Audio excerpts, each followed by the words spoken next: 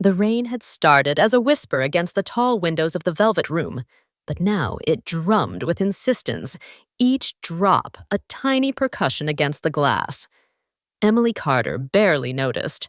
Her feet ached, her lower back throbbed with that familiar burning sensation that came from standing for 10 hours straight, and her mind was already calculating whether her tips tonight would cover the overdue electric bill, or if she'd have to choose between that and groceries again. "Tvin needs water," Marcus called from behind the bar, his voice cutting through the soft jazz that floated through the restaurant's main dining room. "And Table 12 wants to see the dessert menu."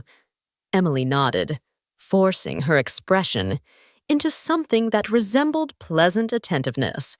She'd perfected this mask over the past 3 years of waiting tables.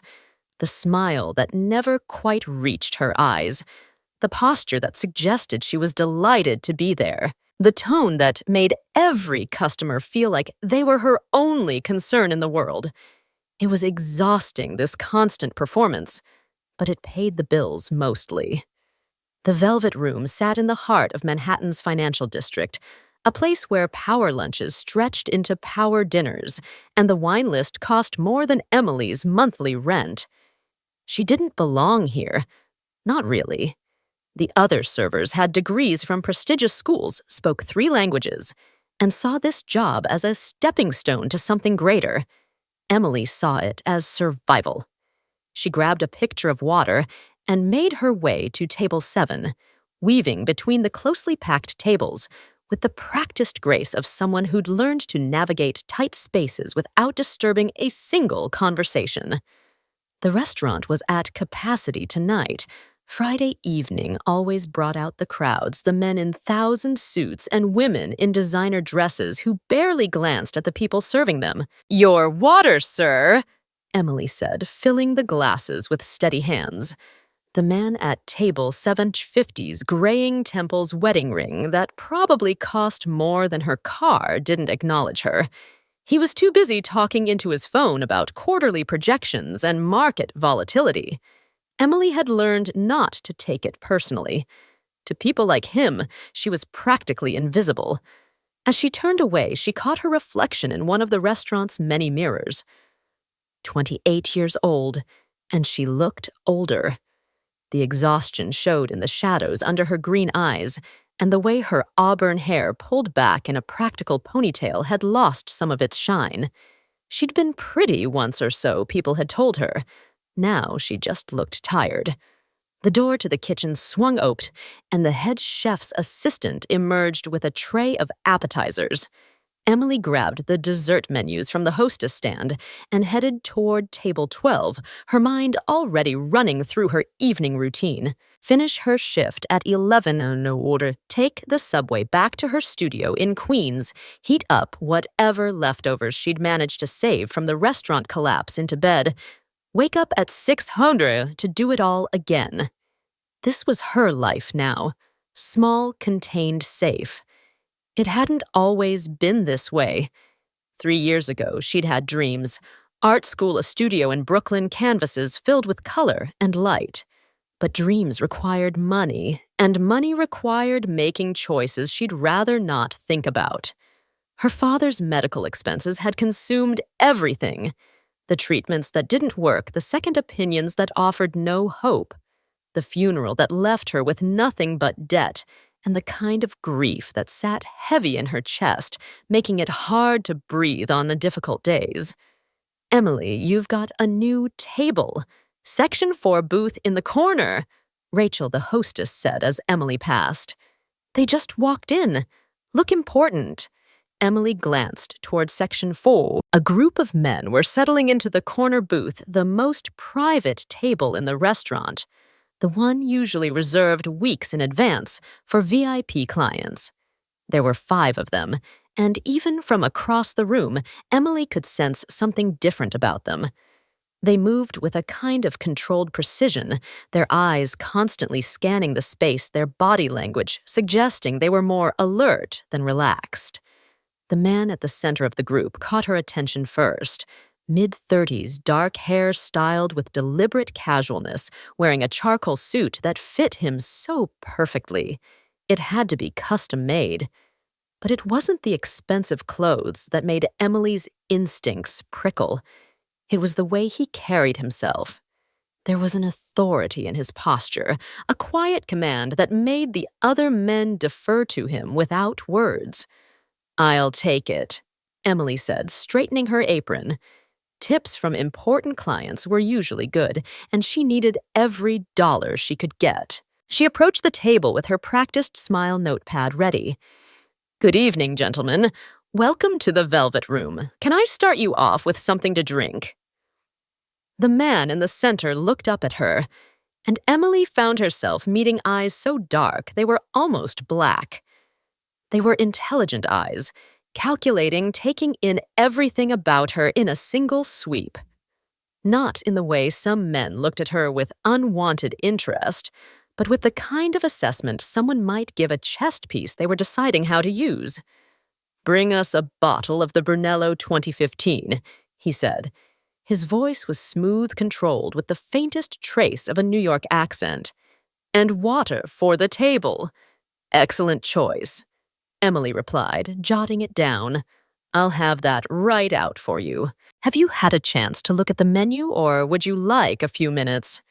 "We'll need a few minutes," one of the other men said, older than the others, maybe 50, with silver hair and a scar that traced along his jawline. His eyes were harder than the others, more suspicious. "And we'd like privacy while we talk." "Of course," Emily said smoothly. "I'll bring your wine and water, and I'll check back in 10 minutes. As she walked away, she felt their eyes on her back, particularly the intense gaze of the man in the center. She'd learned to identify the types over her years of serving the ones who saw her as prey, the ones who didn't see her at all, the ones who treated her with basic respect. This group was different. They watched everything, noticed everything, and there was a tension among them that suggested this wasn't a social dinner. Emily retrieved the wine from the cellar, going through the familiar motions of selecting the right bottle, checking the vintage, placing it in an ice bucket. Marcus raised an eyebrow as she passed the bar. "That's a $300 bottle," he said. "Your corner booth must be somebody. They look like business types," Emily replied, though she wasn't entirely sure that was accurate. There was something about them that didn't quite fit the usual corporate crowd. She returned to table 4 with the wine and water, setting everything down with practiced efficiency. The men had been talking in low voices, but they fell silent as she approached. The tension was palpable now, thick enough that Emily could feel it prickling against her skin. "Your Brunel," she said, showing the label to the man in the center. Protocol dictated she present it to whoever ordered. "Would you like to taste it?" He nodded once, and Emily went through the ritual of opening the bottle, pouring a small amount into his glass, waiting while he swirled, sniffed, and tasted. He nodded again, and she filled the glasses for the other men, moving around the table with careful precision. That's when she noticed the man sitting directly across from the one who'd ordered younger, nervous, his hands fidgeting with his napkin. He kept glancing at the windows at the door, anywhere but at the men he was sitting with. Sweat beaded on his forehead despite the restaurant's comfortable temperature. Something wasn't right. Emily had learned to read people in this job. You had to know when to be chatty, and when to be scarce, when to push the expensive specials, and when to let people order in peace. This young man was afraid, terrified actually, and the others knew it. "Are you ready to order, or would you like more time?" Emily asked, keeping her voice neutral. "More time." The man in the center said, his attention shifting to the nervous young man across from him. "We're still discussing some business matters." Emily nodded and retreated, but something made her linger near the bar, watching the table from the corner of her eye. The conversation at the booth had resumed, but the body language was all wrong. The man in the center leaned forward slightly. his posture deceptively relaxed, but his focus laser-sharp on the nervous young man. The others around the table had shifted, creating a barrier of sorts. This wasn't a business dinner. This was a confrontation. "You're staring," Marcus said quietly, polishing a wine glass. "Everything okay?" "I don't know," Emily murmured. "Something feels off." "Not our problem," Marcus replied, his tone gentle but firm. "We serve the food, collect the tips, go home. That's the job." He was right. Of course, Emily had learned years ago not to get involved in other people's drama. She had enough of her own to manage. Still, she couldn't shake the feeling that something was about to happen. 10 minutes passed. Emily approached the table again, notepad ready. "Are you gentlemen ready to order?" The man in the center smiled, a controlled expression that didn't reach his eyes. "The lady will have the filt medium rare. I'll have the same, gentleman." He looked around the table and the others ordered quickly, efficiently. All except the nervous young man who stammered through his order, his voice shaking slightly. Emily wrote everything down, repeated it back for confirmation, and headed toward the kitchen. As she pushed through the swinging door, she heard raised voices from the booth, not loud enough to disturb other diners, but urgent enough to make her pause. "We need to talk about this," one of the men was saying. "There's nothing to talk about," came the smooth reply from the man in the center. "You made a choice. Now you deal with the consequences." The nervous young man said something Emily couldn't quite hear, but the fear in his voice was unmistakable. She submitted the order to the kitchen and tried to focus on her other tables, but her attention kept drifting back to the corner booth. The dynamic there had shifted. The nervous young man had gone pale, his hands trembling as he reached for his wine glass. The others had closed in somehow, their posture suggesting they weren't going to let him leave easily. Emily delivered orders to tables 9 and 11, refilled water glasses, recommended desserts, all while that knot of unease in her stomach grew tighter. She'd seen enough in her 28 years to know when a situation was dangerous. This qualified. The kitchen rang the bell. The orders for table 4 were ready. Emily loaded the plates onto her tray, balancing them with the skill of someone who'd done this thousands of times, and headed back toward the corner booth. That's when everything changed. As Emily approached the table, her eyes swept across the restaurant out of habit, checking if anyone needed anything monitoring the flow of service. The rain was coming down harder now, streams of water running down the tall windows, blurring the view of the street outside. The lighting in the restaurant was dim romantic, with small candles flickering on each table. And there on the chest of the man in the center, the one who'd ordered the wine, the one who radiated authority and command, was a small red dot. Emily's breath caught in her throat. She knew what that was. Everyone knew what that was. She'd seen it in movies on television, in the news reports that showed crime scenes and investigations. A laser sight, a targeting device. Someone somewhere outside this restaurant had a weapon aimed directly at that man's chest. Time seemed to slow down. Emily's mind raced through possibilities. Should she scream, alert security, drop the tray, and run? But all those options would take too long. That red dot was steady now, centered perfectly over his heart. Whoever was out there was about to pull the trigger. The man hadn't noticed. None of them had. They were too focused on their conversation on the nervous young man who was now talking rapidly, desperately trying to explain something. Emily had maybe 2 seconds to make a decision. Her body moved before her conscious mind caught up. She lunged forward the tray, tilting dangerously in her hands, and accidentally stumbled, sending hot food and wine cascading directly onto the man's lap. He jerked backward with a sharp curse, standing up abruptly. And in that instant, that precise fraction of a second, when he moved, the window behind him shattered. The sound was deafening. Glass exploded inward in a shower of glittering shards. People screamed. The carefully maintained ambiance of the velvet room erupted into chaos. Emily hit the ground hard, her ears ringing, her heart hammering so violently she thought it might break through her ribs around her. People were diving under tables, scrambling for cover.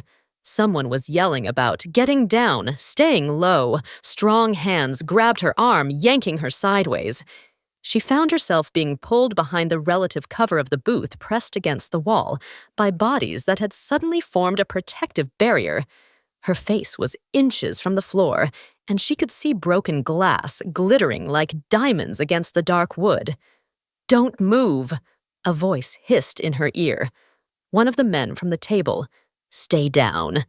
Emily couldn't have moved if she wanted to. Her muscles had locked her body frozen in the grip of adrenaline and shock. She could hear shouting, the sound of chairs scraping, running footsteps. Someone was on a phone barking orders. The restaurant's background music still played incongruously, smooth jazz accompanying absolute pandemonium. Gradually, the chaos began to organize itself. Restaurant security appeared cordoning off the area around the broken window. Managers rushed between tables, checking on customers, trying to restore some semblance of order. In the distance, sirens wailed, getting closer. "Are you hurt?" The voice came from above her, now calm and controlled, despite everything that had just happened. Emily looked up to find the man from the center of the booth crouching beside her. His suit was ruined, covered in wine and sauce, but his dark eyes were completely focused on her, sharp and assessing. I don't think so." Emily managed her voice, coming out shakier than she would have liked. She checked herself quickly. No blood, no pain, beyond the jarring impact of hitting the floor. "I'm okay. What's your name?" he asked. "Emily. Emily Carter." "Emily," he said it slowly, as if testing the weight of it. Then his hand extended toward her, and she found herself being helped to her feet with surprising gentleness. That was quite a stumble. There was something in the way he said it, a knowing quality that made Emily's breath catch again. He knew. Somehow he knew it hadn't been an accident. "I'm so sorry about your meal," Emily said, automatically falling back on her server training because she didn't know what else to do. "And your suit. I don't know what happened. You saved my life." He interrupted quietly, his voice low enough that only she could hear it over the surrounding commotion. "That's what happened." Emily met his eyes and saw the truth there. He'd put it together. The stumble, the timing, the bullet that had passed through the space where he'd been sitting just moments before. And now he was looking at her with an intensity that made her feel suddenly acutely visible in a way she hadn't been in years. "I don't understand what's happening," Emily whispered. Which was true. Her mind was still catching up to the fact that someone had just tried to hurt another person right in front of her. That she'd somehow prevented it, that her ordinary Friday night had just been shattered as thoroughly as that window. "I know you don't," he replied. Around them, his men had formed a loose circle, creating a barrier between their group and the rest of the restaurant. The older man with the scar was speaking urgently into a phone. The nervous young man from earlier had disappeared entirely. Emily hadn't even seen him leave. Authorities began flooding into the restaurant.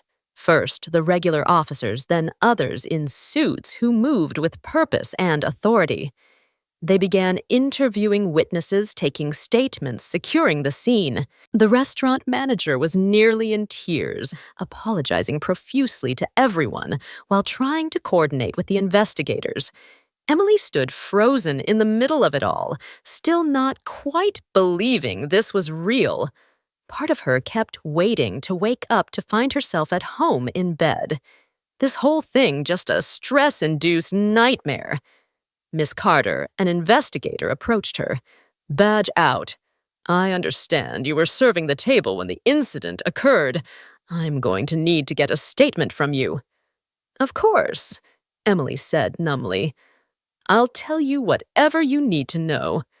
But before the investigator could ask his first question, the man from the booth stepped forward. "Officer, I'd like to request that Ms. Carter be allowed to give her statement at a later time.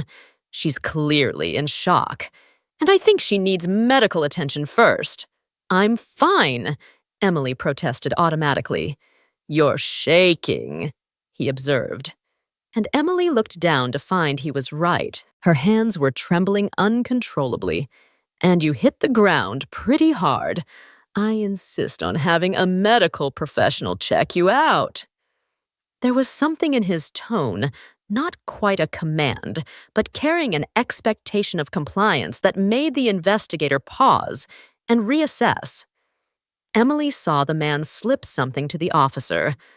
A business card, she thought, and watched as the officer's expression shifted from routine professionalism to something more differential.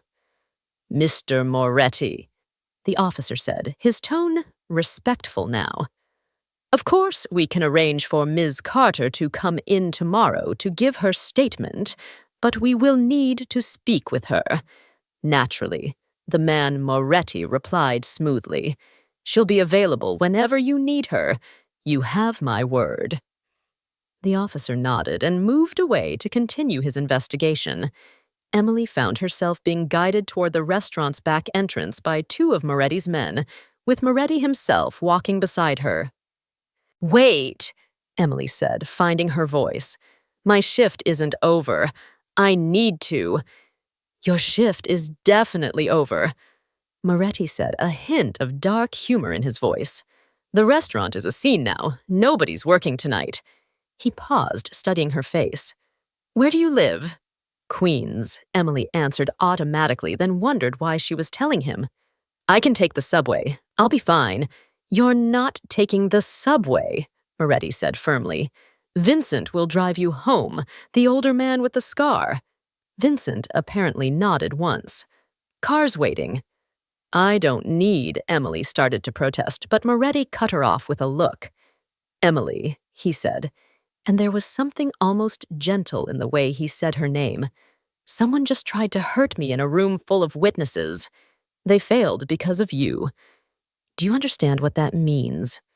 Emily shook her head slowly, though a cold dread was starting to seep into her bones. "It means you're now part of this, whether you want to be or not." Moretti continued. His hand touched her shoulder briefly.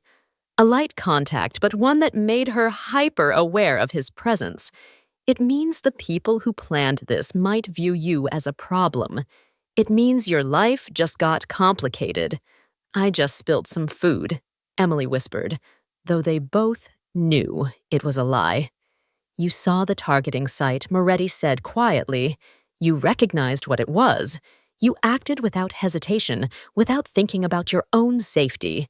That kind of awareness, that kind of reflexive heroism, it's rare. And it saved my life." He paused, then added with quiet intensity, "I don't forget debts like that." A black car pulled up to the back entrance. Expensive, sleek windows, tinted dark. Vincent held the door open, and Emily found herself being ushered inside before she could formulate another protest. Moretti leaned down, his hand resting on the car's roof, his dark eyes holding hers. "Vincent, we'll make sure you get home safely. Tomorrow, someone will come by to check on you and coordinate your statement with the authorities." After that, he paused, seeming to choose his words carefully. "After that, we'll talk about what happens next." "What happens next?" Emily echoed confusion and fear warring in her voice. "You saved my life, Emily Carter," Moretti said.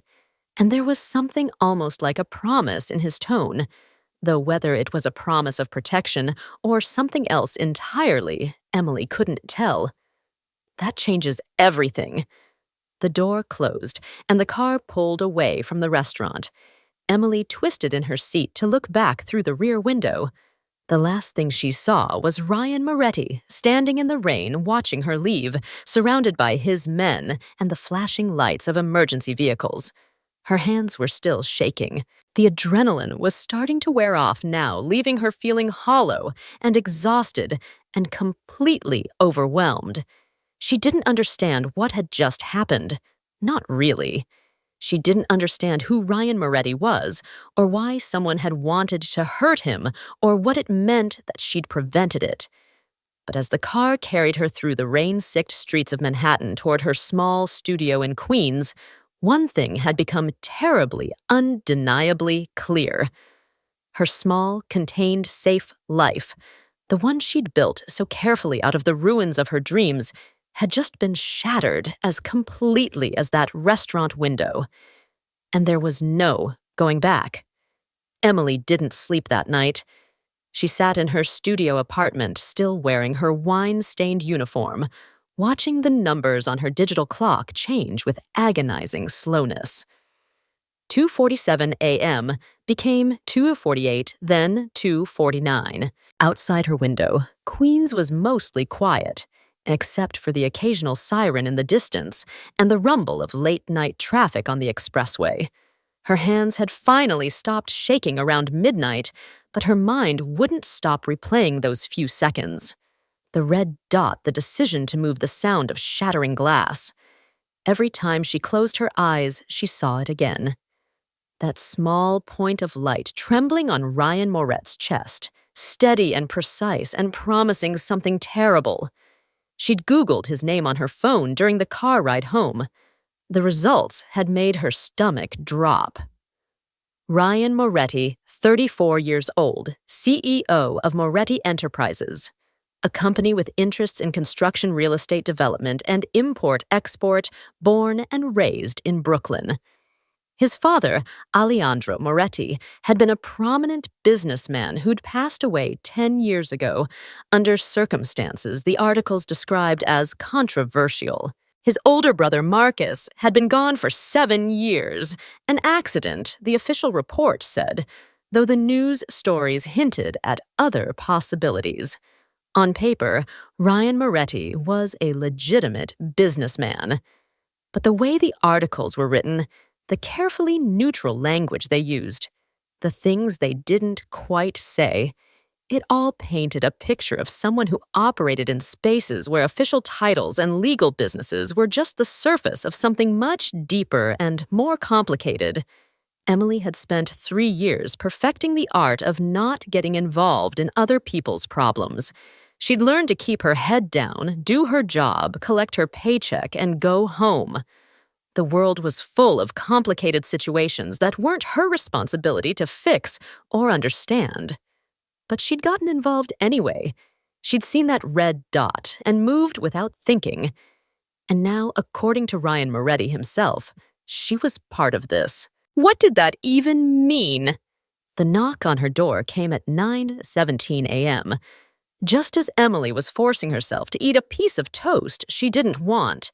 She'd finally changed out of her uniform, showering away the wine, and the fierce sweat and the lingering smell of expensive Italian food. Now she wore jeans and an old college sweatshirt, her hair still damp, dark circles under her eyes that even concealer couldn't hide. She approached the door, cautiously peering through the peephole.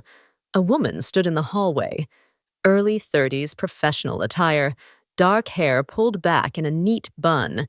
She held a briefcase and wore an expression of patient waiting. "Miss Carter," the woman called. "My name is Diana Rossi. Mr. Moretti sent me to check on you and to discuss some matters regarding last night's incident." Emily opened the door but kept the chain lock engaged, creating a gap of only a few inches. "How do you know where I live?" "The restaurant has your address on file for your employment records," Diana replied smoothly.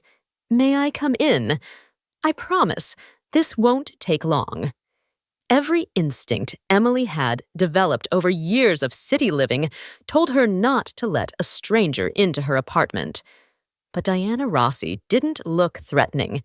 She looked like a lawyer or an accountant, someone who solved problems with paperwork rather than force.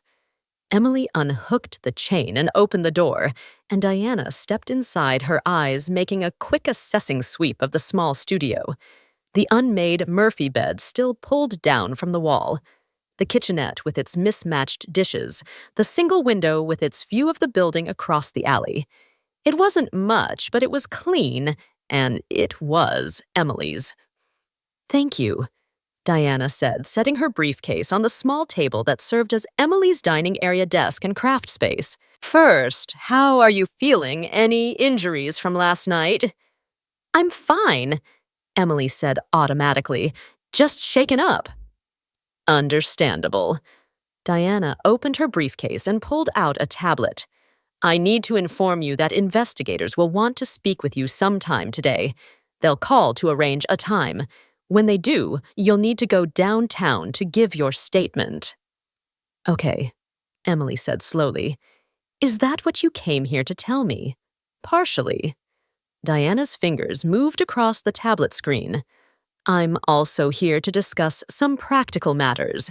Your place of employment is currently closed pending investigation. The restaurant owner isn't sure when they'll be able to reopen. There's significant damage to repair, and there are legal considerations. You won't be able to work there for at least the next several weeks." The words hit Emily like a physical blow. "Several weeks I can't. I have rent due in 2 weeks. I have bills. I need to work." Mr. Moretti anticipated this concern, Diana said calmly. She reached into her briefcase again and pulled out an envelope. "This is compensation for your lost wages during the closure period, plus additional funds to cover any expenses you might incur. Consider it a thank you for your quick thinking last night." Emily stared at the envelope Diana held out to her. "I don't want his money. Ms. Carter, be practical. You need to survive. This isn't charity. It's acknowledgement of a debt." Diana set the envelope on the table between them. "You prevented something terrible from happening. The least Mr. Moretti can do is ensure you don't suffer financially because of it." Emily's hands clenched at her sides. Everything about this felt wrong. The money, this polished woman in her apartment, the way her life was being rearranged by forces she didn't understand. "I just want things to go back to normal. That's not possible," Diana said. And there was something almost sympathetic in her tone. Not immediately, anyway. The people who planned what happened last night, they're still out there. They're going to be looking for information about what went wrong with their plan. Your name is going to come up in investigation reports. They're going to know you were involved. Fear crystallized in Emily's chest. "Are you saying I'm in danger?" "I'm saying the situation is complicated," Diana replied carefully. "Mr. Moretti takes his obligations seriously. He wants to ensure your safety while things settle down. That means some precautions need to be taken." "What kind of precautions?" Diana pulled up something on her tablet and turned it to show Emily. It was a building, modern, secure-looking in what appeared to be a nice neighborhood. "Mr. Moretti has arranged temporary housing for you in Manhattan. It's a secure building with 24-hour security doorman cameras. You'd be much safer there than here." Emily looked around her studio apartment, her space, her sanctuary, the place she'd rebuilt her life after everything fell apart. It wasn't much, but it was hers. "I'm not leaving my home, Ms. Carter, Emily." And I said no. She crossed her arms, trying to project confidence she didn't entirely feel. "I appreciate the concern, but I'm not going into hiding because something happened at my job. I didn't do anything wrong." Diana studied her for a long moment, then nodded slowly. "I understand, but will you at least accept enhanced security? Someone to keep an eye on your building, make sure nothing unusual happens." "You mean surveillance?" Emily said flatly. "I mean protection," Diana corrected. "There's a difference." Emily wanted to refuse that too, wanted to maintain the independence she'd fought so hard to establish. But she wasn't stupid. Someone had tried to hurt Ryan Moretti in a crowded restaurant, showing a level of boldness that suggested they were either desperate or confident. If they found out she'd interfered, fine, Emily said reluctantly. But I want to be clear. I'm not part of whatever Mr. Moretti is involved in. I spilled some food and got lucky with my timing. That's all. Diana's expression suggested she didn't believe that any more than Emily did. But she simply nodded. Of course.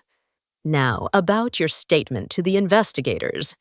They spent the next 20 minutes going over what Emily should and shouldn't say. Diana's advice was simple. Yes. Tell the truth, but only what was directly asked. Yes, she'd been serving the table. Yes, she'd accidentally stumbled and spilled the order. Yes, she'd seen the window break and heard people screaming.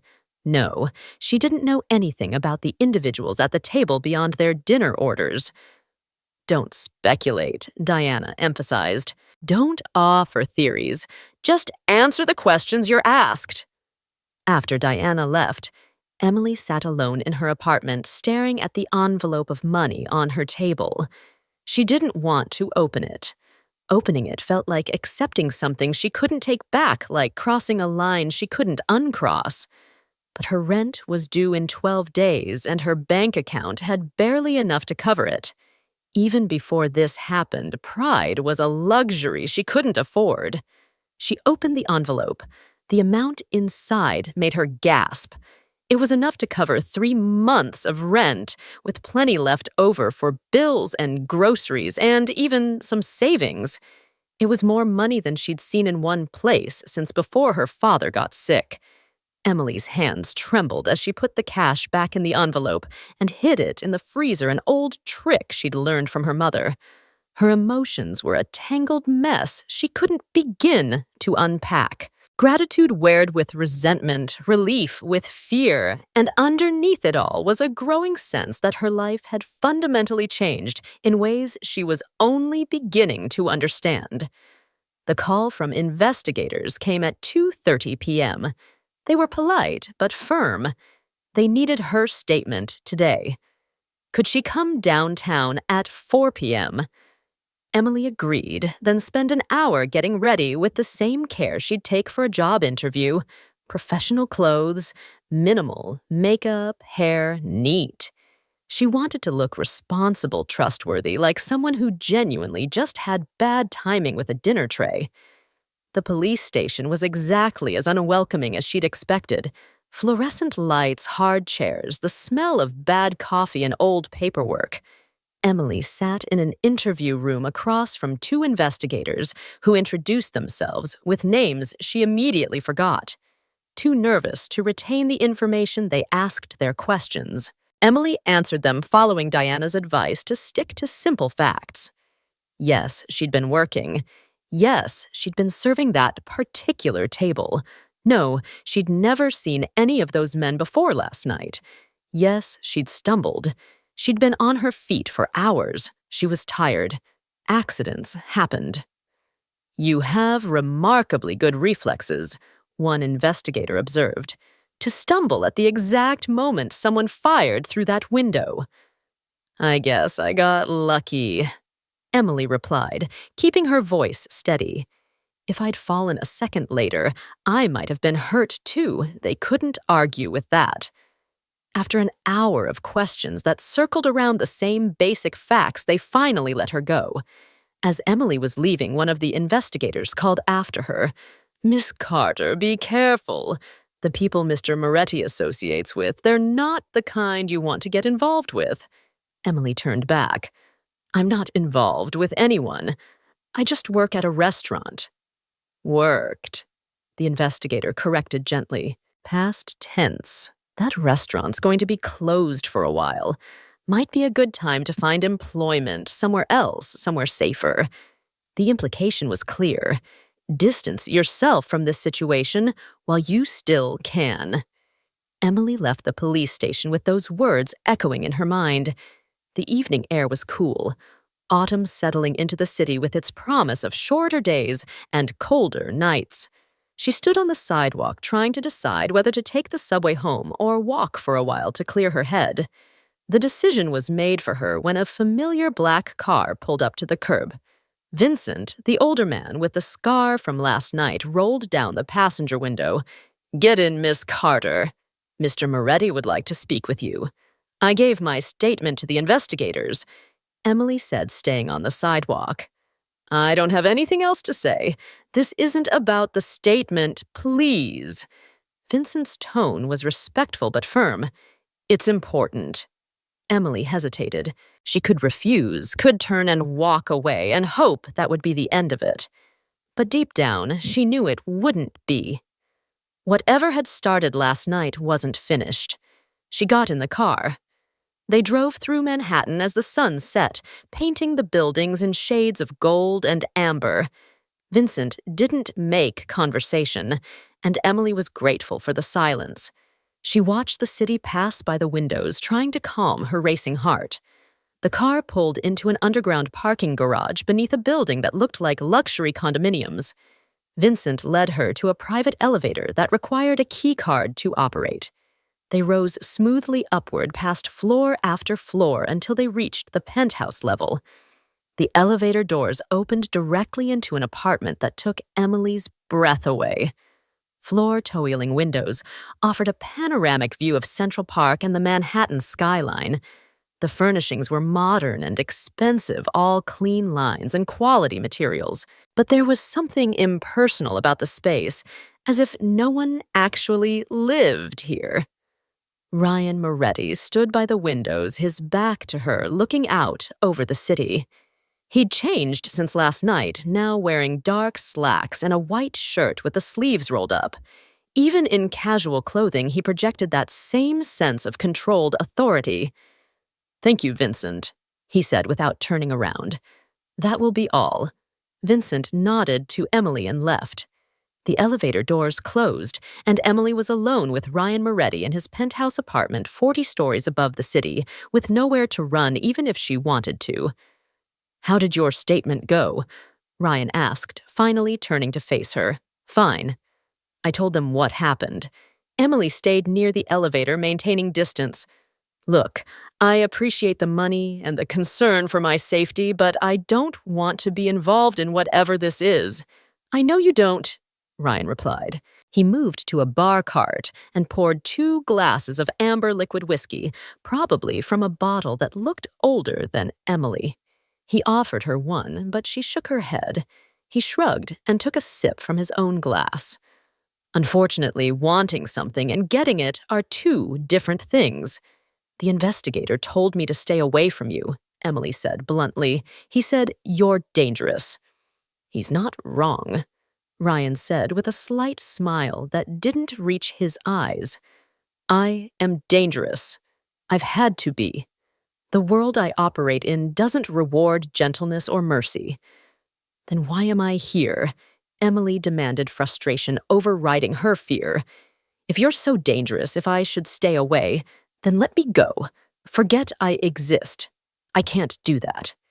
Ryan set his glass down and approached her slowly, like someone approaching a skittish animal. "Do you understand what happened last night?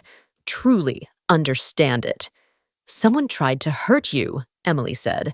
"I prevented it." "End of story." "Someone tried to take me out during a business meeting," Ryan corrected. "In a public place with witnesses, with my own people around me. That takes planning resources, and most importantly, information. Someone on my team gave up my location, my schedule, my security arrangements." Emily's mouth went dry. "You mean someone you trust betrayed you?" "Exactly." Ryan's dark eyes held hers. "And now I need to find out who before they try again, which means everyone close to me is under suspicion. Everyone except you." "Me." Emily's voice came out higher than intended. "You don't know anything about me. I know you had no reason to help me," Ryan said quietly. "I know you risked your own safety without hesitation. I know you're not part of my world, which means you're not part of anyone else's world either. You're clean, uncomplicated." He paused, then added, "And you're smart. You saw that targeting site from across the room in dim lighting. You recognized what it meant and acted in seconds. That kind of awareness is rare. Emily's back was literally against the wall. She'd retreated until the elevator doors stopped her. "What do you want from me?" "I want you to trust me," Ryan said. "I know that's asking a lot, but the people who planned last night's incident, they're going to figure out what went wrong. They're going to review security footage, interview witnesses, connect dots. Your name is going to come up." And when it does, he didn't need to finish the sentence. Emily could imagine it well enough. "So what happens now?" she asked, her voice barely above a whisper.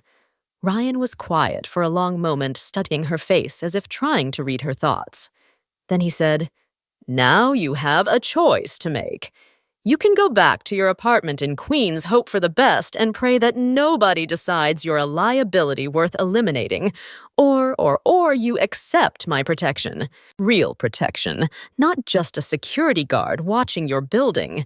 You stay somewhere safe, somewhere I can guarantee no one will reach you, just until we sort out who the traitor is and eliminate the threat." "You mean hide," Emily said flatly. "I mean survive," Ryan corrected. "There's no shame in that." Emily closed her eyes, trying to think through the exhaustion and fear. This couldn't be her life.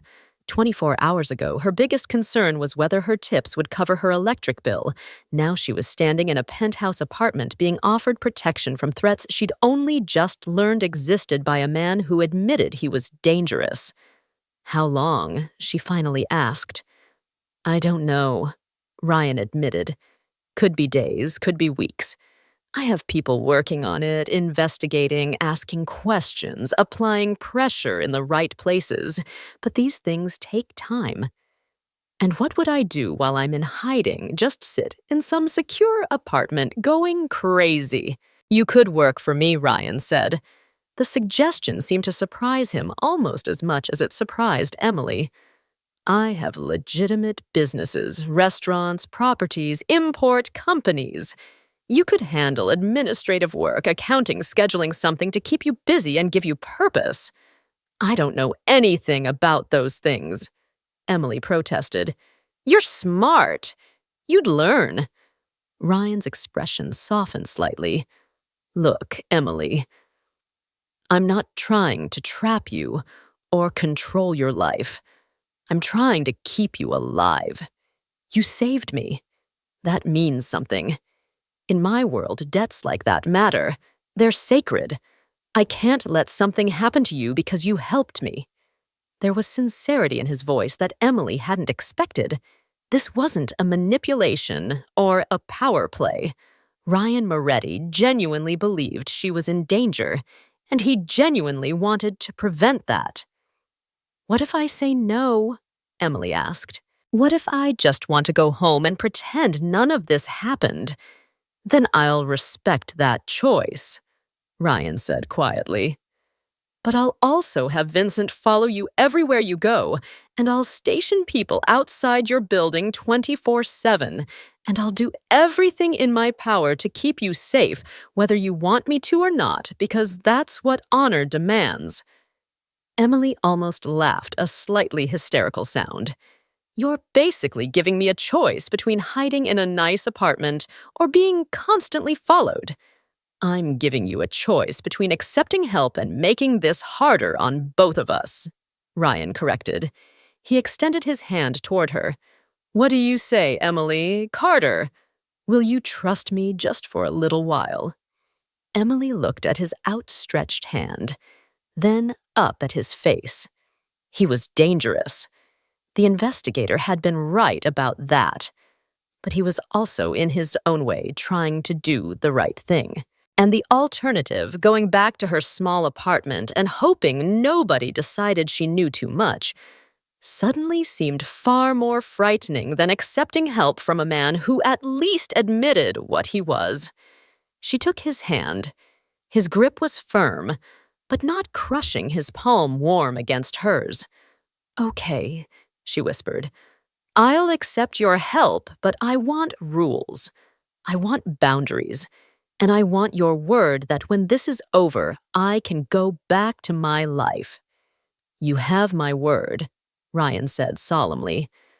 "When this is over, you're free to go. No obligations, no strings attached, except the debt you keep talking about," Emily pointed out.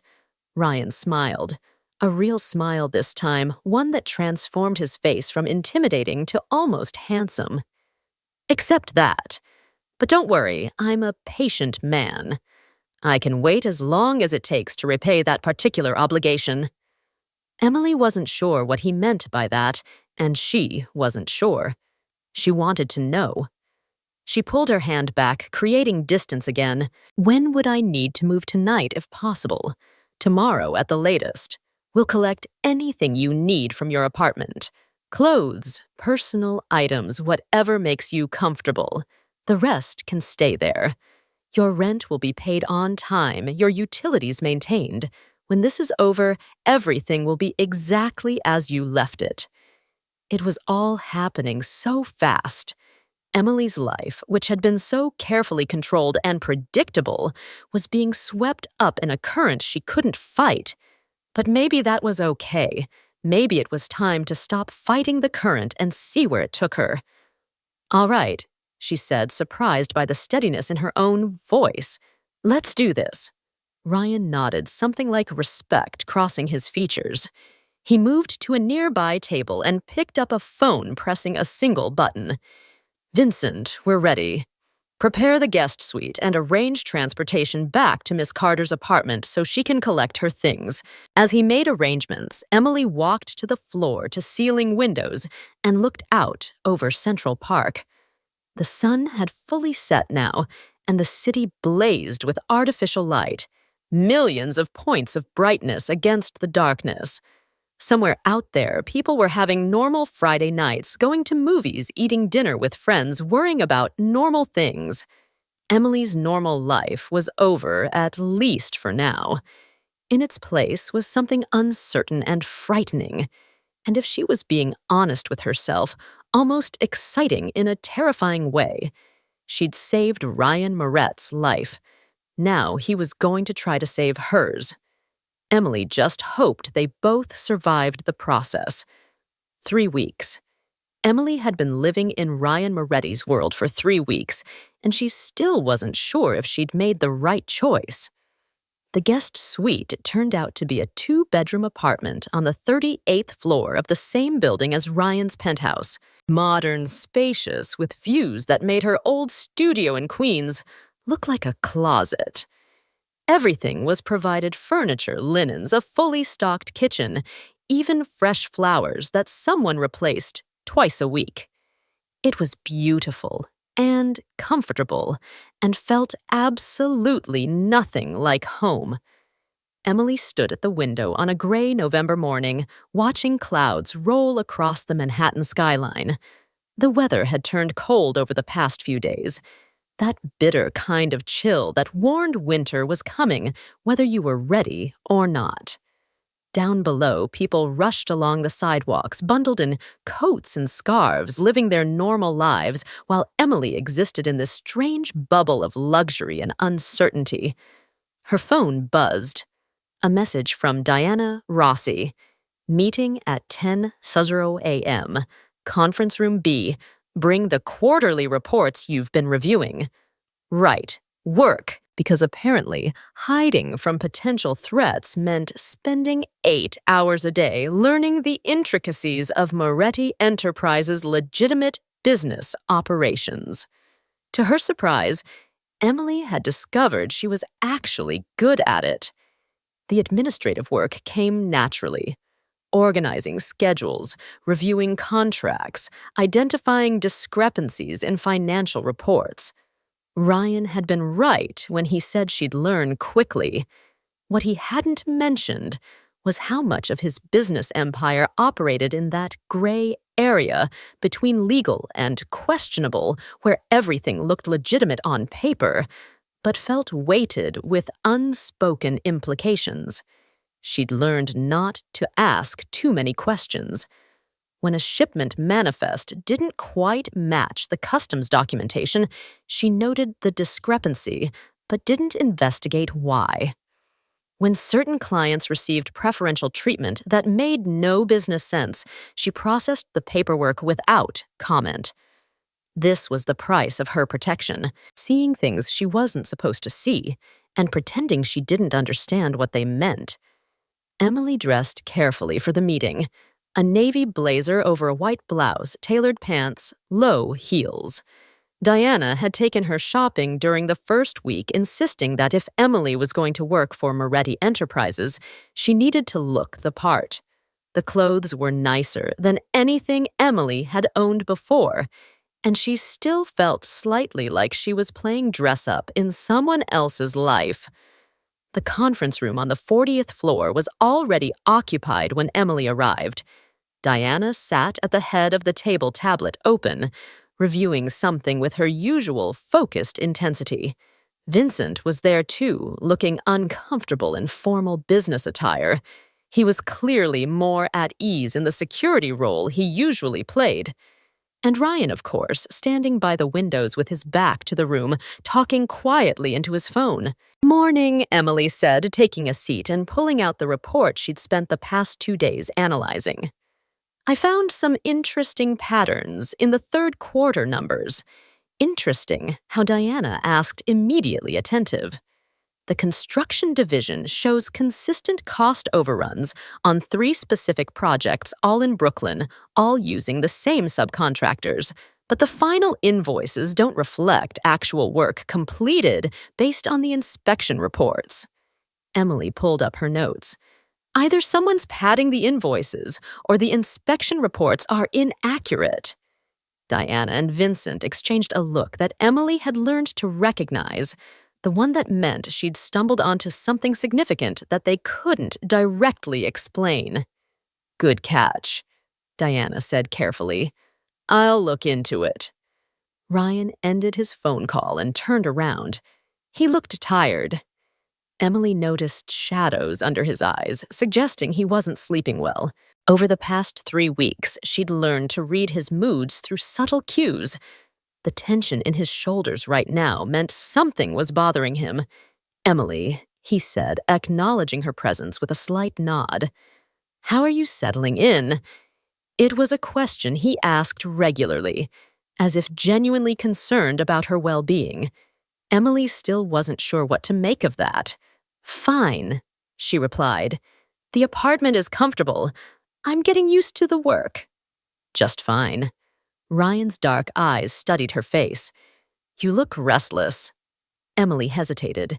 She'd been trying to maintain professional distance to treat this situation like any other job, despite its obvious complications.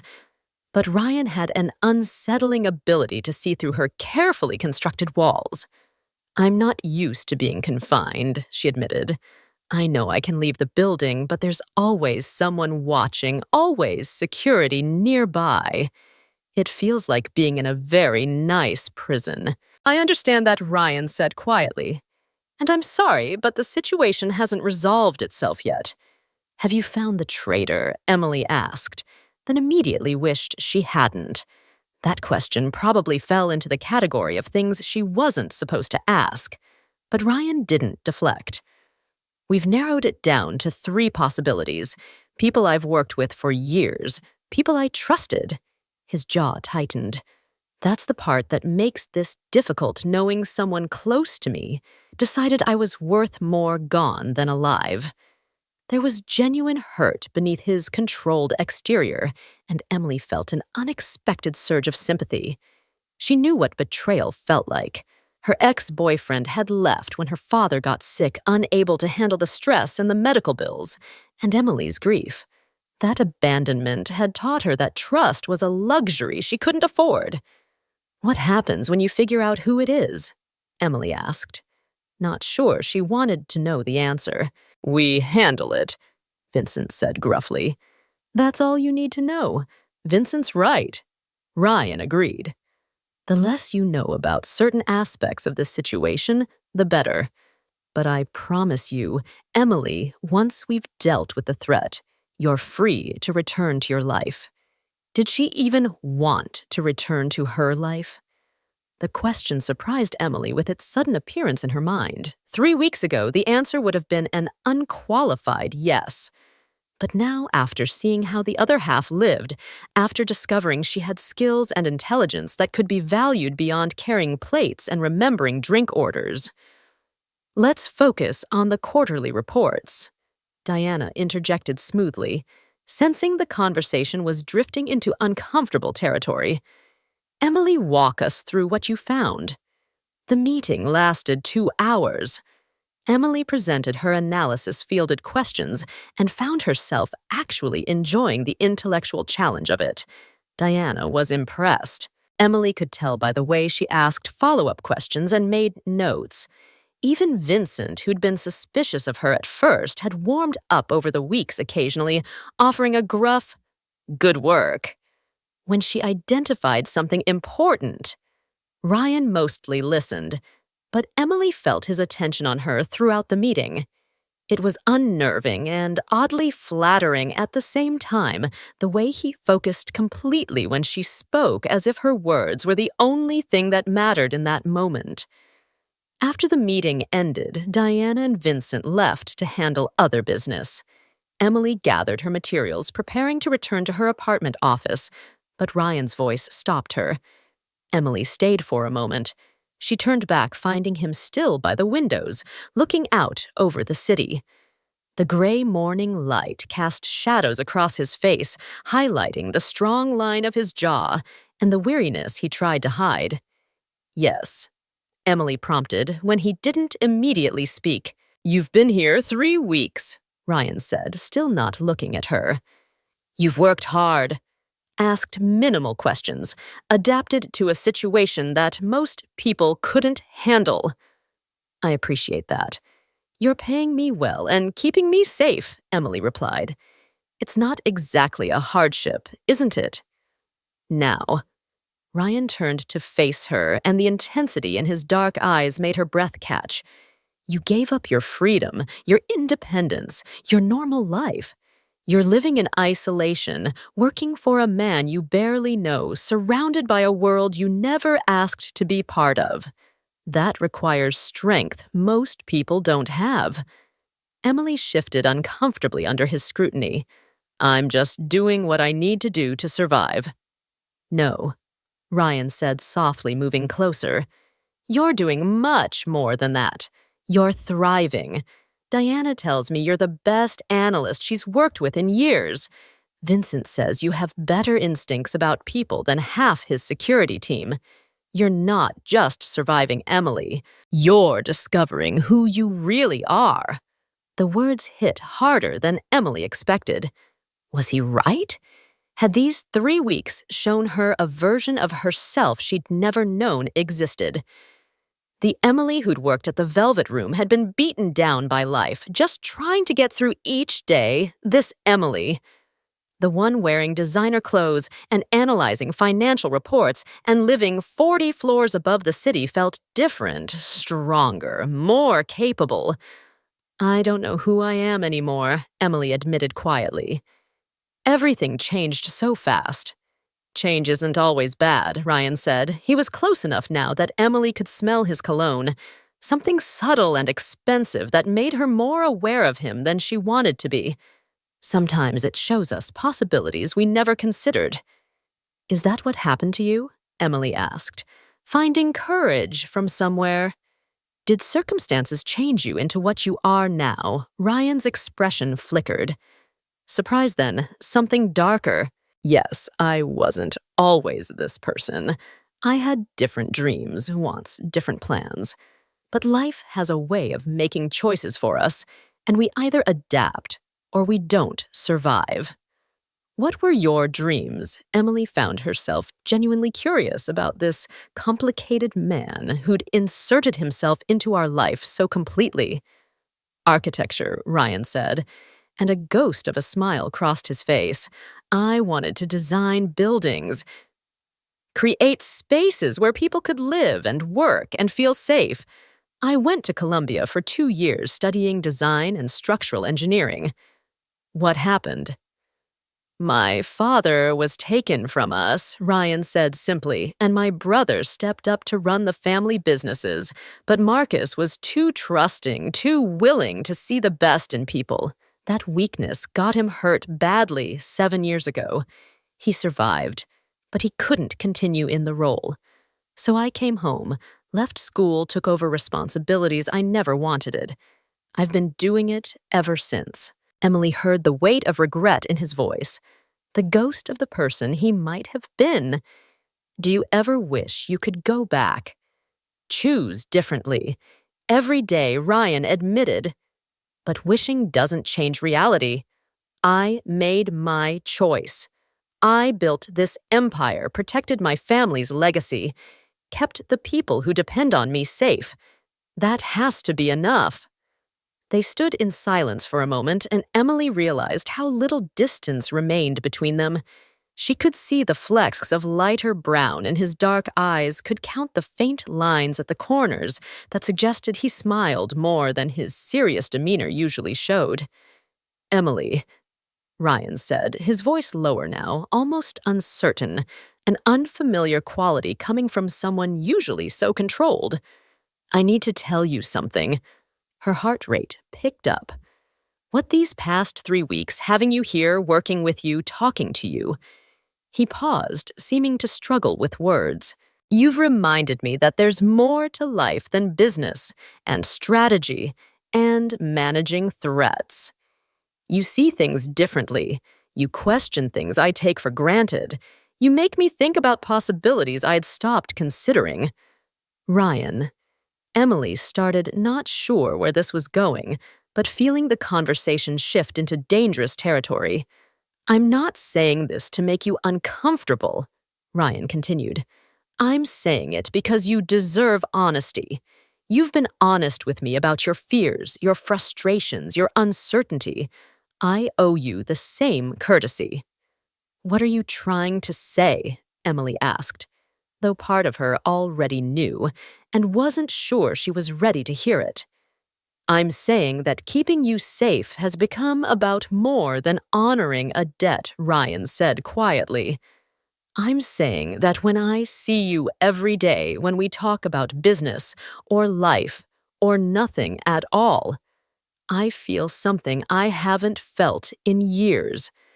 Something I didn't think I was capable of feeling anymore." Emily's mouth went dry. This was a complication she definitely didn't need. Getting emotionally involved with Ryan Moretti would be beyond foolish. It would be potentially self-destructive. He was dangerous complex, living a life that existed in moral gray areas she'd spent years trying to avoid. But her treacherous heart didn't seem to care about any of that, because somewhere over the past 3 weeks, she'd started looking forward to their morning meetings and their occasional late-night conversations when neither of them could sleep.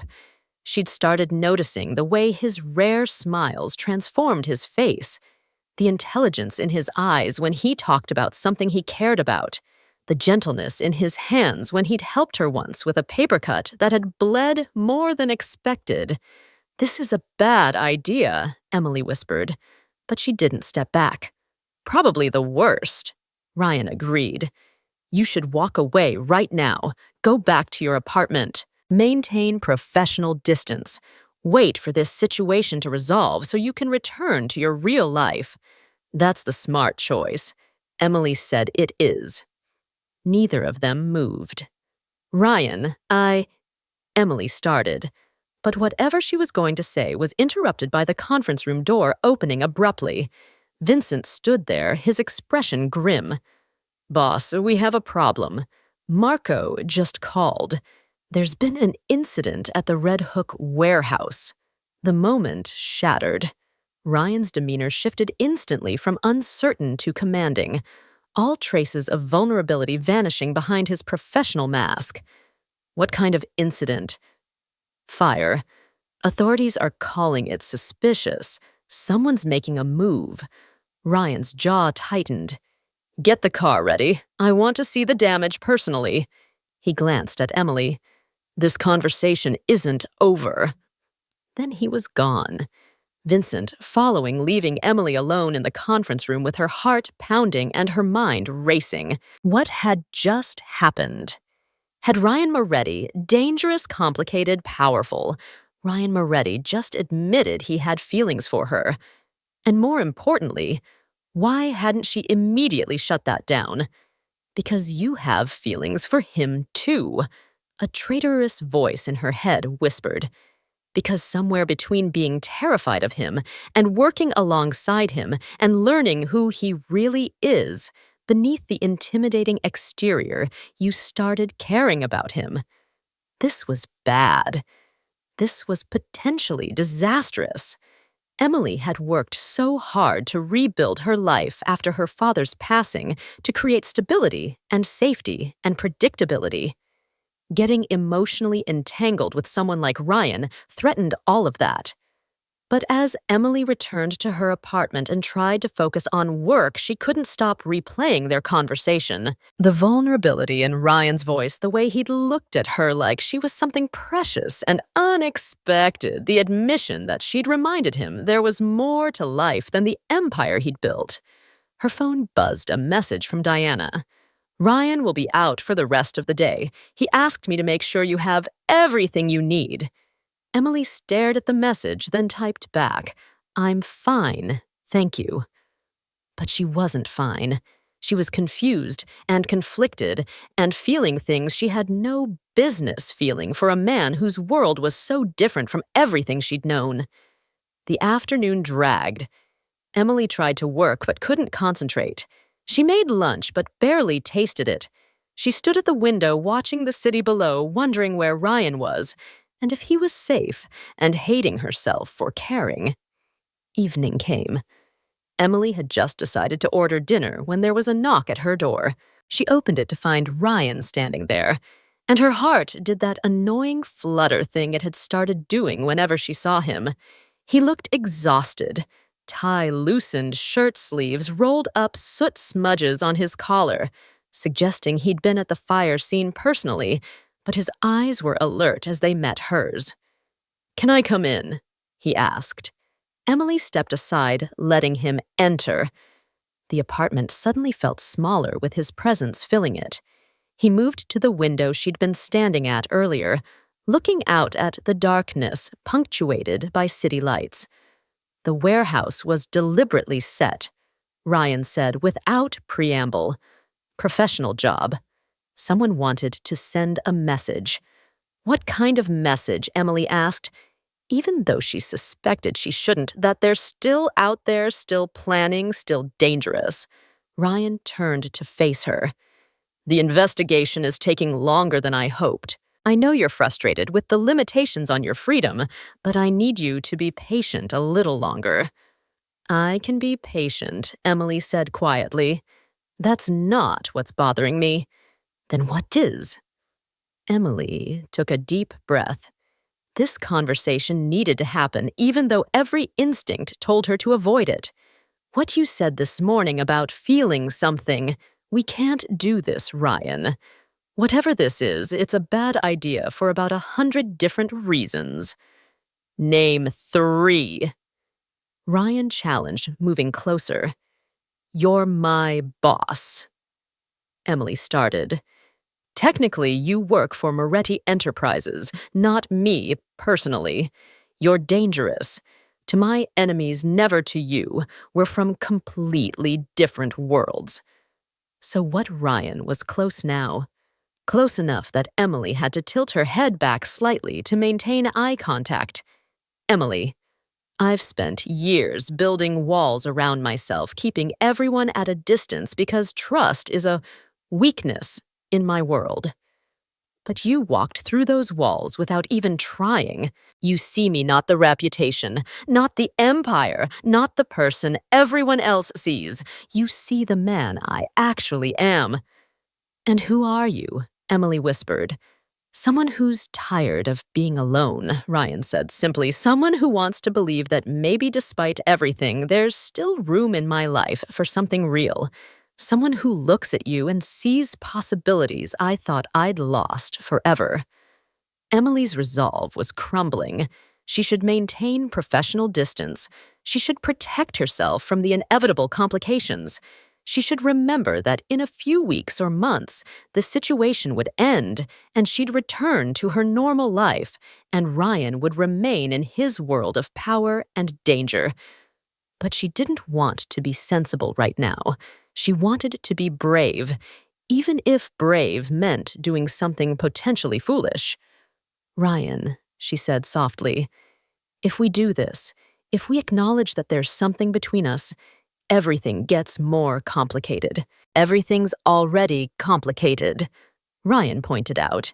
His hand reached up, fingers gently tucking a strand of hair behind her ear.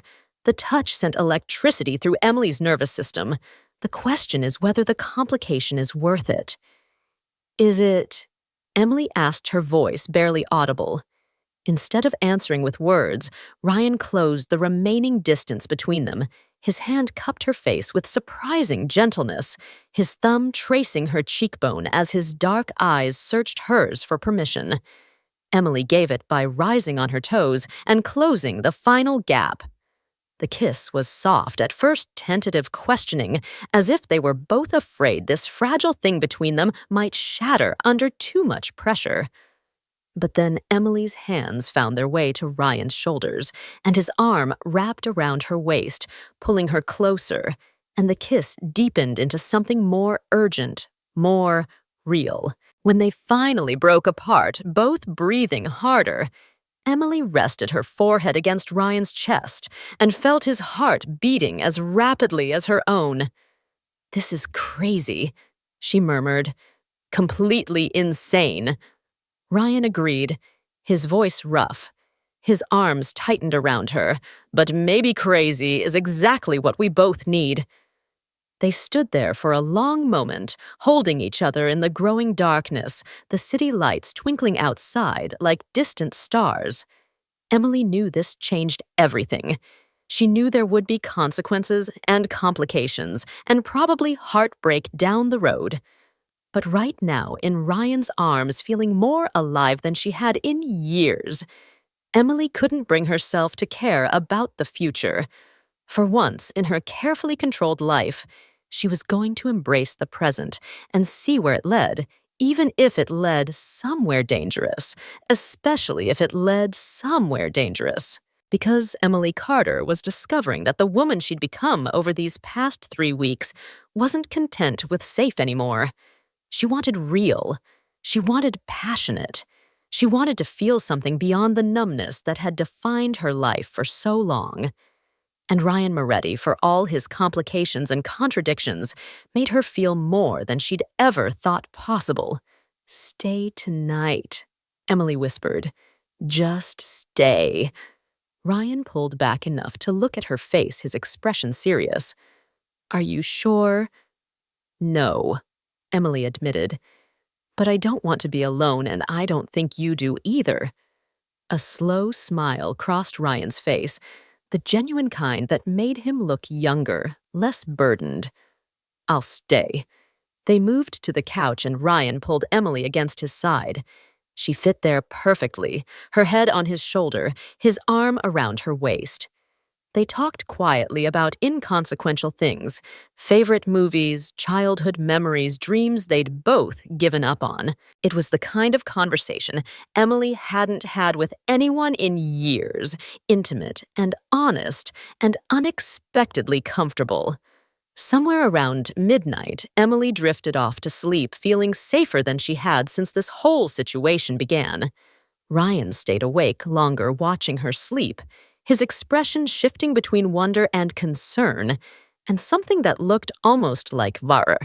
Because Ryan Moretti knew what Emily didn't yet understand, that what was growing between them was more dangerous than any business rival or betrayer.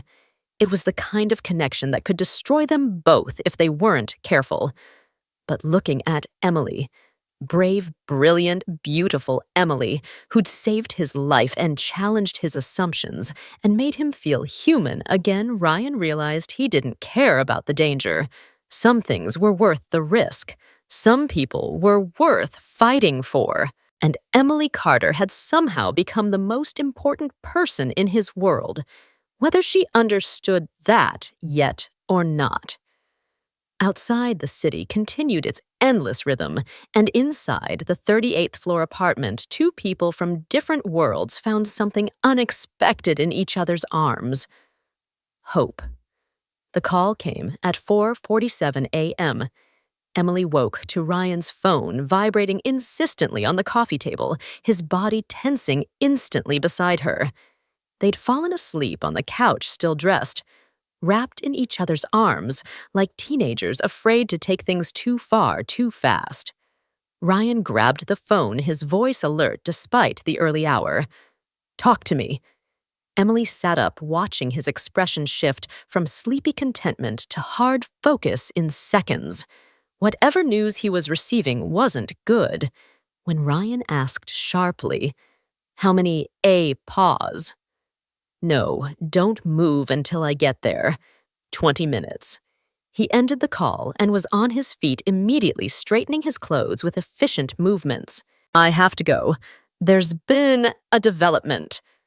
"What kind of development?" Emily asked, fear crystallizing in her chest. Ryan hesitated, clearly debating how much to tell her. "We found the traitor. Or rather, he revealed himself.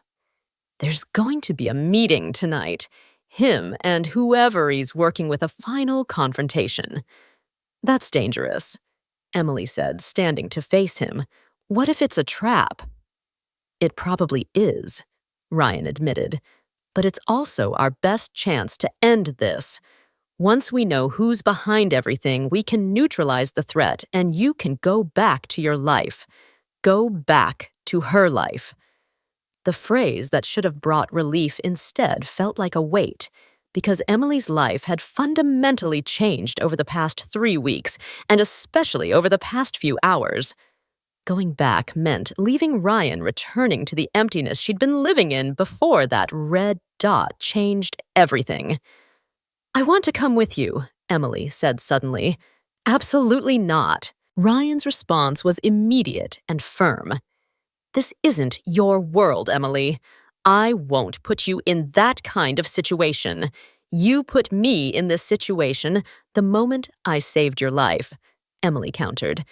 "Everything that's happened since then, living here, working for you, whatever this is between us, it's all connected. I'm already involved.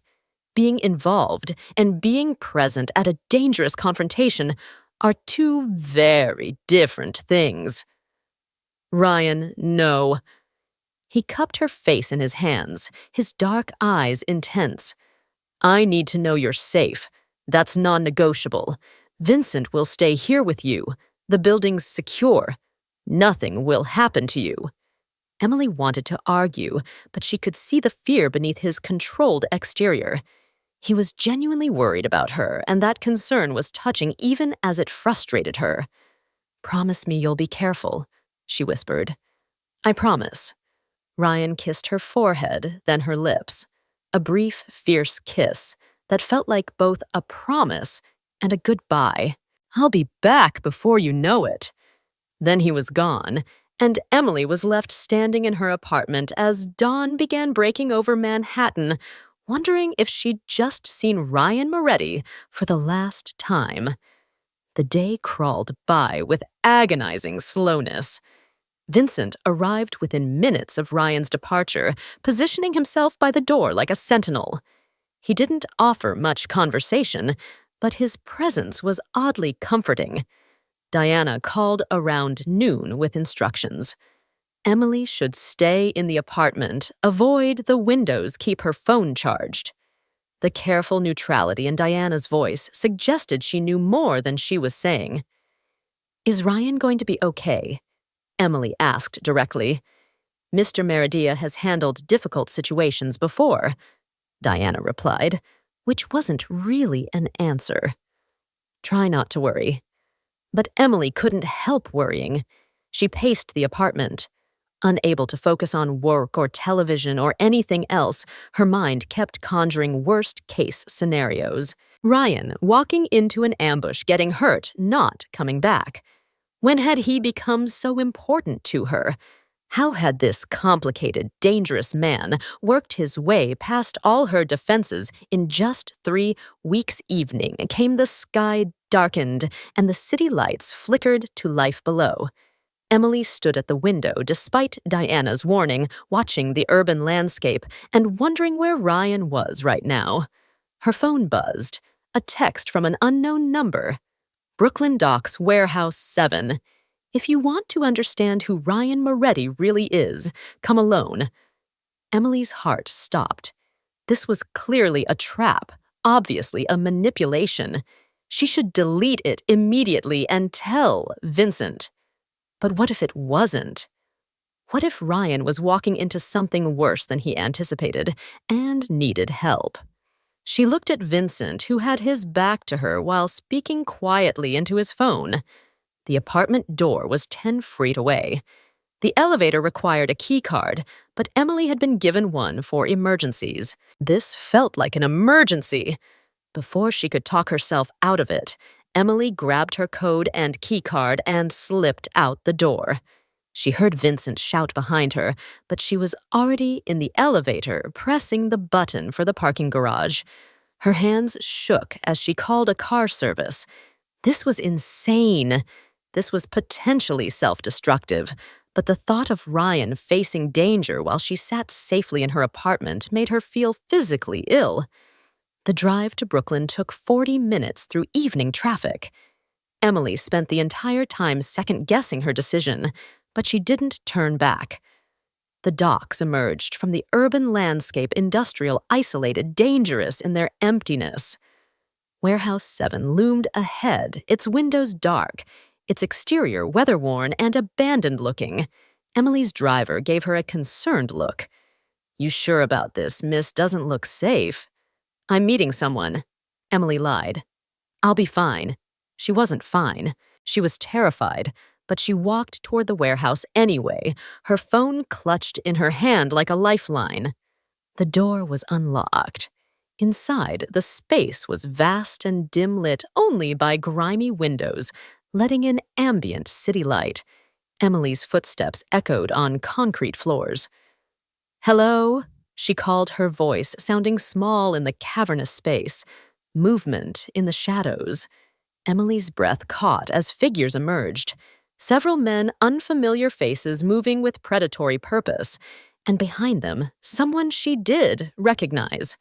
Marcus, the young nervous man from that first night at the restaurant.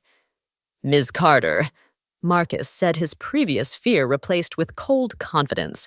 "Thank you for coming. You've made this much easier."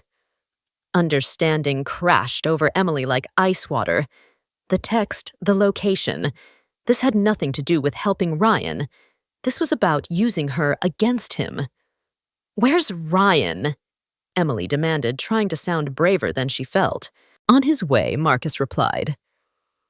"We sent him a similar message that you'd come here alone and needed help.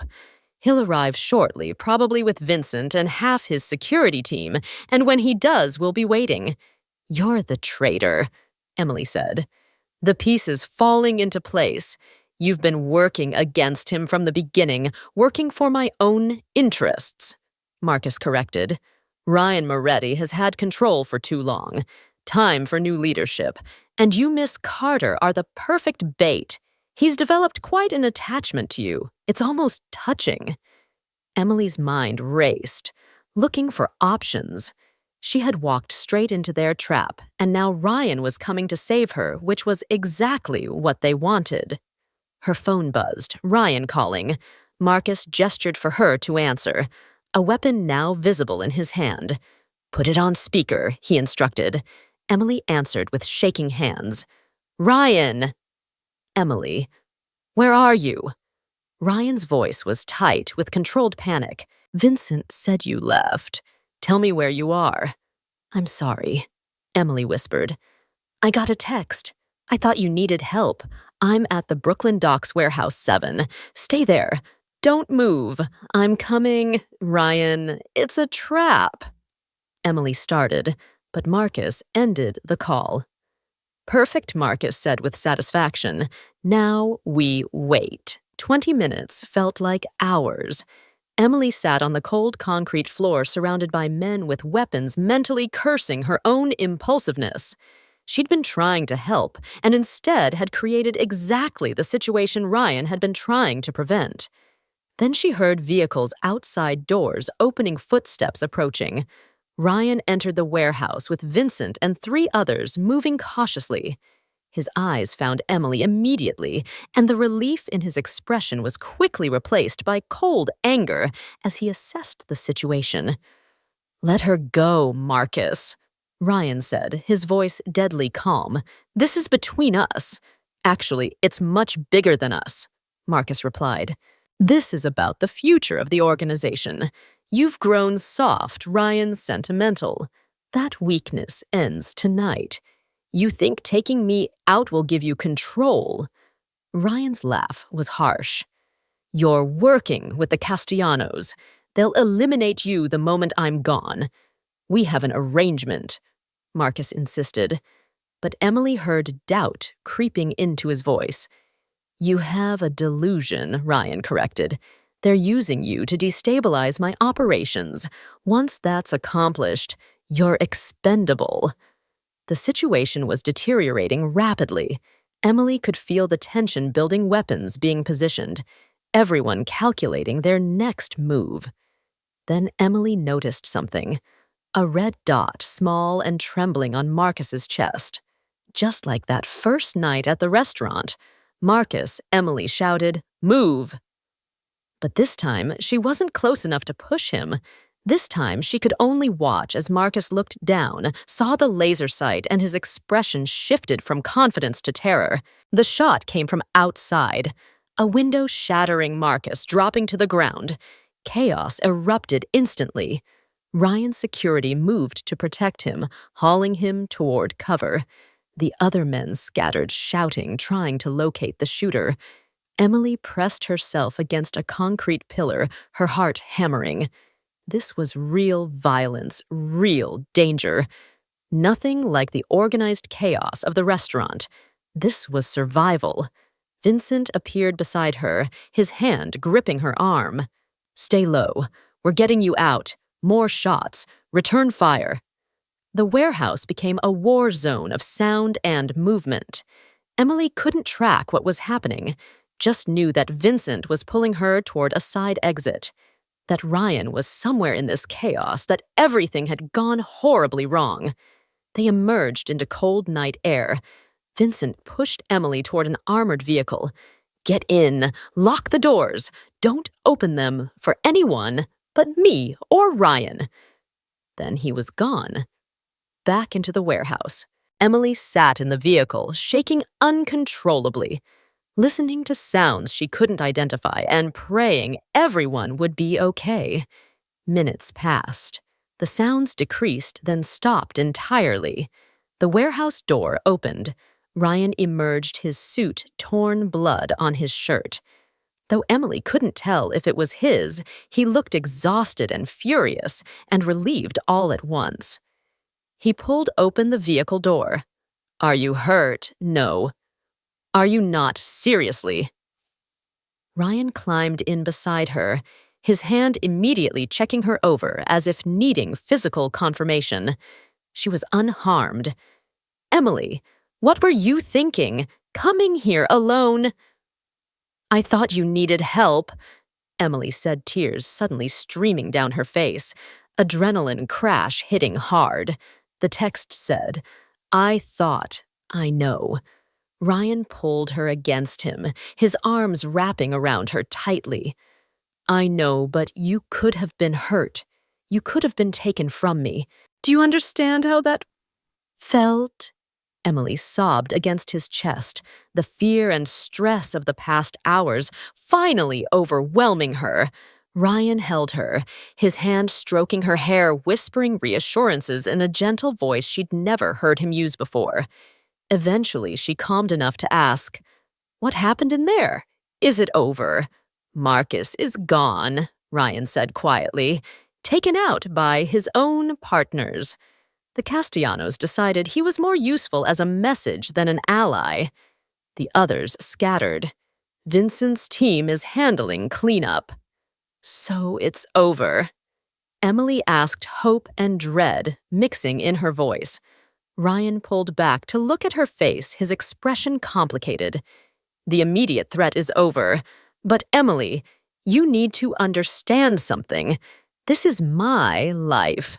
Danger confrontations, people making moves for power. It never really ends. It just changes form. I know, Emily whispered. Do you? Ryan's dark eyes searched hers. Because after tonight, you can't pretend you don't understand what my world involves. You saw it. You were in it.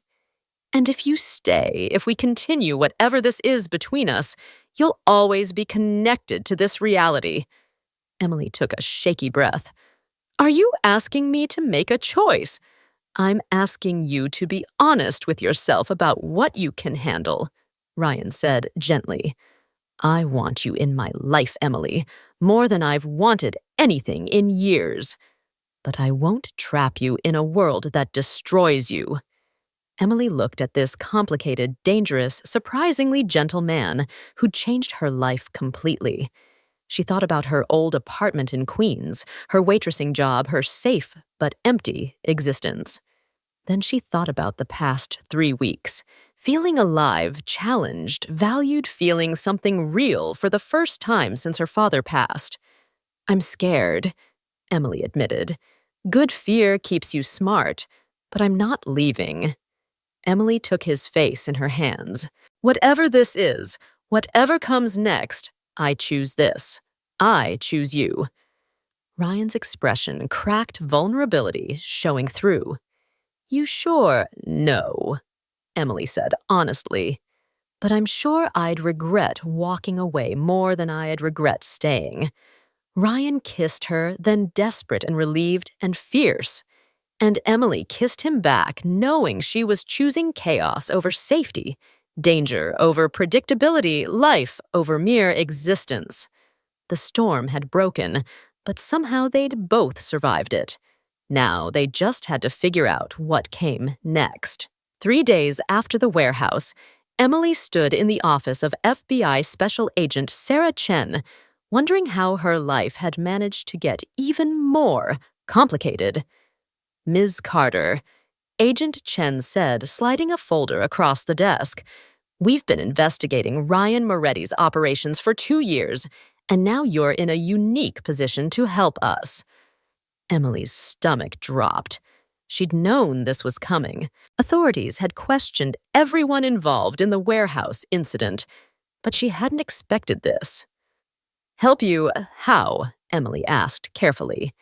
By providing information about Moretti, Enterprise's operations, internal communications, financial records, business meetings, you have access that we don't. Agent Chen leaned forward, her expression earnest. I know this is difficult, but Ryan Moretti isn't who you think he is.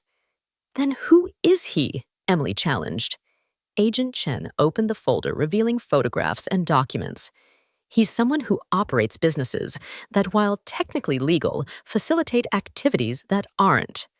Money movement, import operations with questionable manifests, construction projects that seem designed more for influence than profit. Emily had seen those same irregularities in the reports she'd analyzed. She'd noted them, questioned them internally, but never voiced her concerns aloud. We can offer you protection, Agent Chen continued. Witness protection if necessary, a fresh start away from all of this. You'd be safe, and you'd be doing the right thing. The right thing. Emily had spent 3 weeks learning that right and wrong weren't as clear-cut as she'd once believed. Ryan operated in gray areas, yes, but he also protected people, employed hundreds, maintained a code of honor that mattered in his world. What happens to Ryan if I cooperate? Emily asked. That depends on what information you provide.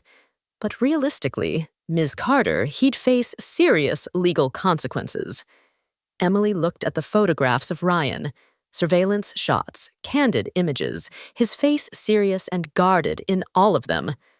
3 days ago, she'd seen that face soften as he held her after the warehouse, as he'd whispered that she mattered more than anything. "I need time to think," Emily said. "Don't take too long." Agent Chen warned. "The deeper you get into Moret's world, the harder it becomes to leave. Eventually, you won't have a choice." Emily returned to the apartment in a daze. Diana was waiting, her usually composed expression troubled. "Ryan wants to see you," Diana said. "He's upstairs." Emily took the elevator to the penthouse, her mind churning. Agent Chen's offer represented everything she should want: safety, a clean break, a return to normally. But the thought of betraying Ryan, of being responsible for destroying him, made her physically ill. She found him on the terrace despite the November cold. He wore a heavy coat, hands in his pockets, staring out at Central Park's bare trees in the city beyond. "You spoke with the FBI," Ryan said without turning around. It wasn't a question. "How did you know?" "Because it's what they do. They find leverage and they use it." Now Ryan turned to face her, and his expression was carefully neutral. "What did they offer you?" "Protection, a fresh start. My life back." Emily moved to stand beside him. "They want me to provide information about your businesses." And Ryan's voice was controlled, but Emily heard the tension underneath. "And I told them I needed time to think." Something flickered in Ryan's eyes. Relief, quickly suppressed. "You should take their offer, Emily." The words hit like a slap. "What?" "This isn't your world. It never was. You stumbled into it trying to save someone, and you've been trapped here ever since." Ryan's jaw tightened. "The warehouse showed you what my life really involves. Violence, danger, moral compromises. You deserve better than that." "Don't tell me what I deserve," Emily said, anger rising. "I'm capable of making my own choices. Are you?" "Because from where I'm standing, you're choosing chaos over peace, danger over safety. A complicated man over a normal life." Ryan moved closer, his dark eyes intense. "I'm giving you permission to walk away, Emily. Take the FBI's deal. Start over somewhere safe. Forget you ever met me." "Is that what you want?" Emily demanded, "for me to leave?" Ryan was silent for a long moment, his expression warring between what he wanted and what he thought was right. "What I want doesn't matter. What matters is you getting your life back. My life wasn't worth getting back." The words burst out before Emily could stop them. "I was surviving Ryan, just existing day to day with no purpose beyond paying bills and avoiding memories. Then you happened, and suddenly I was awake again, alive, mattering to someone." Tears burned in her eyes. "Don't you understand? You didn't trap me here. You saved me." Ryan's controlled exterior cracked. "Emily, I know who you are," Emily continued fiercely. "I see the gray areas, the compromises, the things you do that aren't entirely legal. But I also see the man who protects his people, who keeps his word, who looks at me like I'm the most important person in his world. That man is worth staying for, even if staying means living with constant uncertainty, never knowing if another threat will emerge." Ryan's hand cupped her face. "I can't guarantee your safety. I can't promise you a normal life." "I don't want normal anymore," Emily said. "I want real. I want you. Even with all the complications and danger and moral ambiguity, I choose this Ryan. I choose us." Ryan pulled her into his arms, holding her so tightly she could barely breathe. "You're either the bravest woman I've ever met or the most reckless." "Probably both." Emily admitted, her face pressed against his chest. They stood together in the cold, holding each other as the city sprawled beneath them. Emily knew this decision would change everything. She'd essentially chosen Ryan over cooperation with authorities, which came with its own set of consequences. "What happens now?" Emily asked quietly. "Now we figure out how to build something real in a very complicated world," Ryan replied. "I'll protect you from external threats." "But Emily, you need to understand. The FBI won't stop.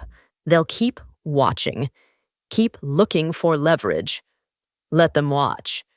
Emily said, "They won't find anything because I'm not going to betray you." Ryan pulled back to look at her face, his expression raw with emotion he usually kept hidden.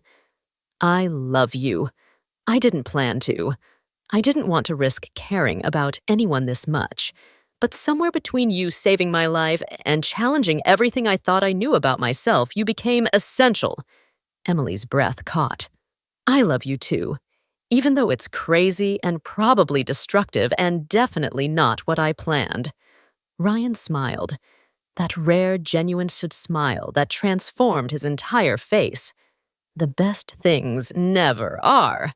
He kissed her then, gentle and deep, and full of promises they'd both try to keep despite impossible odds. 6 months later, Emily stood in a newly renovated office space in Lower Manhattan, overseeing the final details.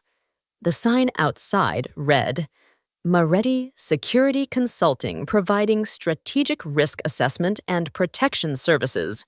It was Ryan's idea, taking Emily's unique perspective and analytical skills and building something legitimate around them. She'd spent months learning the security industry, obtaining certifications, building a reputation separate from but connected to Ryan's empire. The business was real, the clients genuine. And if some of those clients happened to be people Ryan wanted to help or protect or keep close, well, that was just good networking. "Looks good," Diana said, appearing beside Emily with her ever-present tablet. "First official client meeting is in an hour." "I'm ready," Emily said. And she was.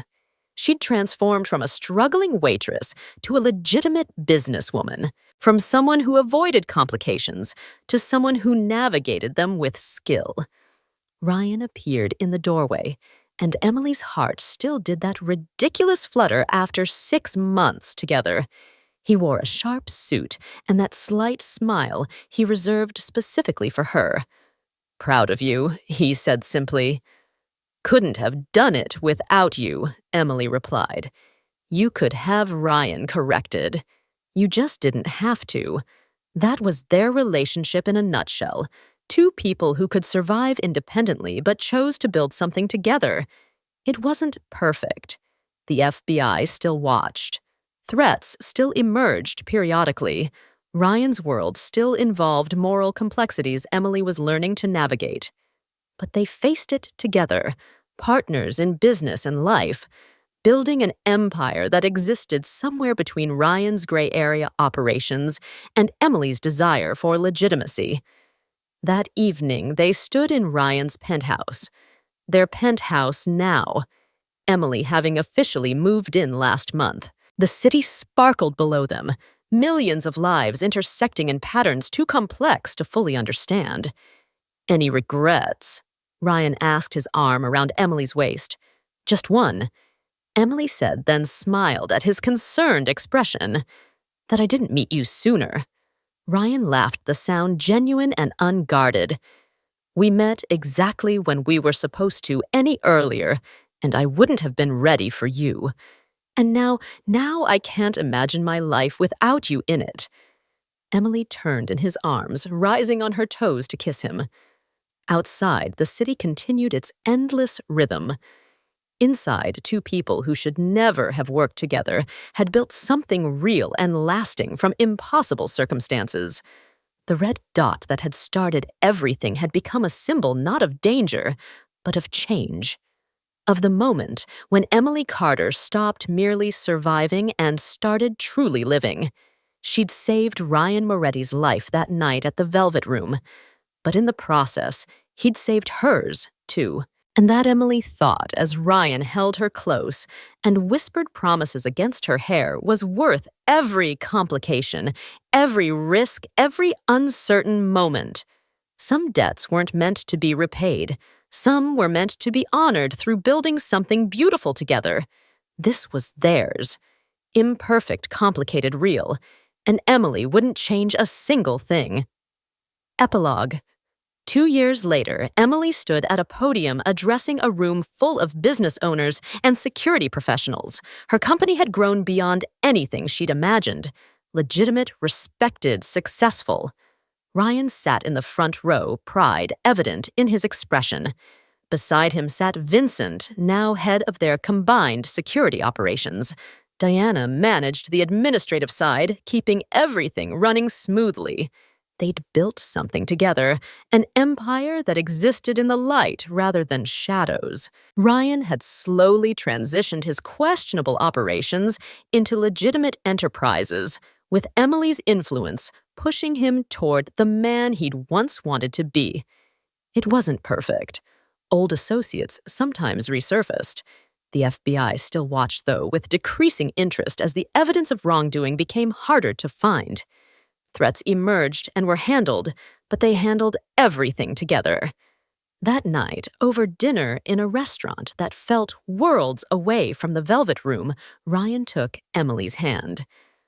"I have a question," he said, his usual confidence touched with nervousness. Emily's heart skipped.